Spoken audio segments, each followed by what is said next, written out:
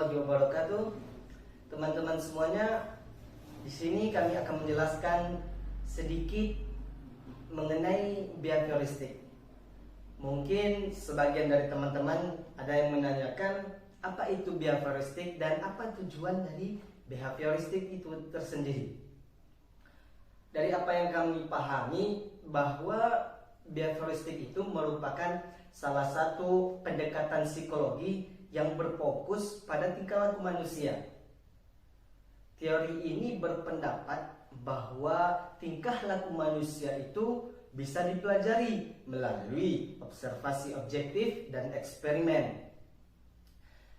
Dan teori behavioristik ini juga menekankan bahwa pentingnya lingkungan eksternal dalam membentuk serta mengendalikan perilaku seseorang.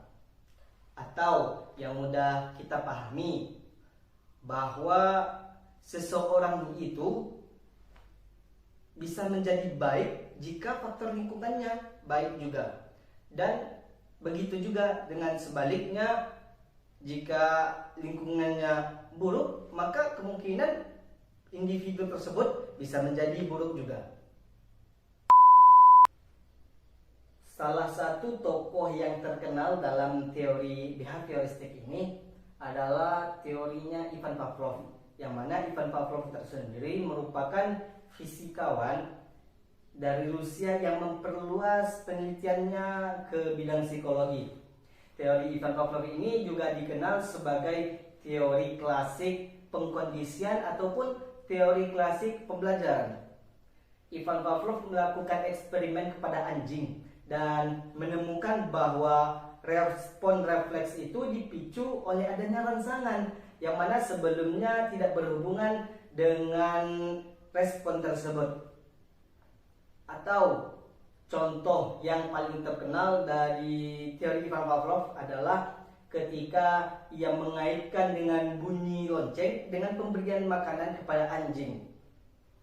Yang mana awalnya bunyi lonceng tersebut tidak memberikan respon tertentu kepada anjing. Namun setelah beberapa kali lonceng tersebut dibunyikan beriringan dengan pemberian makanan kepada anjing, maka anjing tersebut merespon bahwasanya jika lonceng dibunyikan maka ia akan diberikan makanan.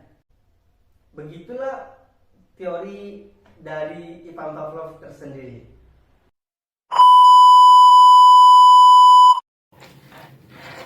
Baiklah, behavioristik ialah suatu tingkah laku atau perilaku seseorang yang dipengaruhi oleh stimulus. Teori behavioristik ini sudah diterapkan dalam bidang pendidikan dan pemahaman tentang fobia dan gangguan kecemasan pada diri seseorang. Nah, di sini ada penerapan teori belajar ya, behavioristik ini gitu. Ada teori yang mengedepankan perubahan perilaku seseorang atau perubahan perilaku siswa ketika di sekolah gitu. Dan diakibatkan adanya interaksi antara stimulus dan respon. Peran siswa itu dalam belajar behavioristik. Guru mengajarkan kepada siswa gimana caranya menghindari suatu permasalahan gitu, dan gimana menghindari situasi yang dapat menyebabkan siswa tadi menjadi bermasalah. Siswa juga harus belajar gimana cara dia itu menyelesaikan permasalahan ketika dia melakukan kesalahan, dan dia wajib menyelesaikan permasalahan tadi dengan dirinya sendiri. Dan dia juga harus memikirkan gimana caranya dia menyelesaikan permasalahan itu dengan baik dan hati-hati. Nah, gimana cara penerapan teori belajar behavioristik itu di dalam dunia pendidikan? Nah, di dalam teori belajar behavioristik itu ada mengidentifikasi tujuan pembelajarannya bagaimana, mengidentifikasi karakteristiknya gimana, dan kemampuan siswa dan siswi tadi gimana caranya dia bisa mengembangkan pembelajaran yang sudah dia pelajari tadi itu. Nah, gimana caranya dia mengembangkannya? Bagaimana contoh penerapan teori belajar behavioristik itu di kelas? Nah, adanya sistem poin ketika siswa melakukan pelanggaran terhadap aturan-aturan di sekolah ya. Ketika siswa itu melanggarnya, dia wajib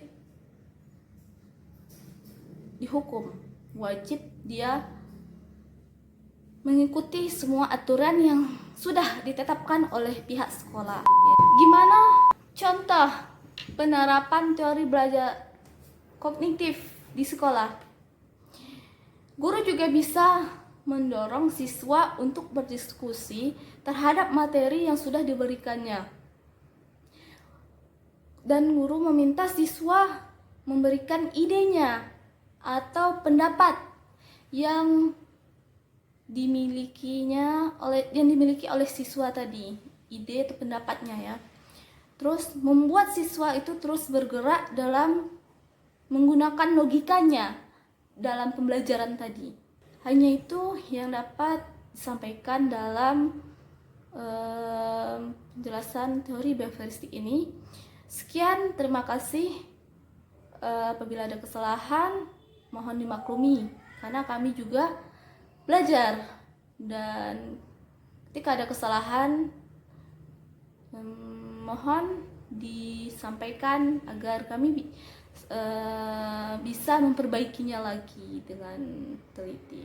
Wassalamualaikum warahmatullahi wabarakatuh.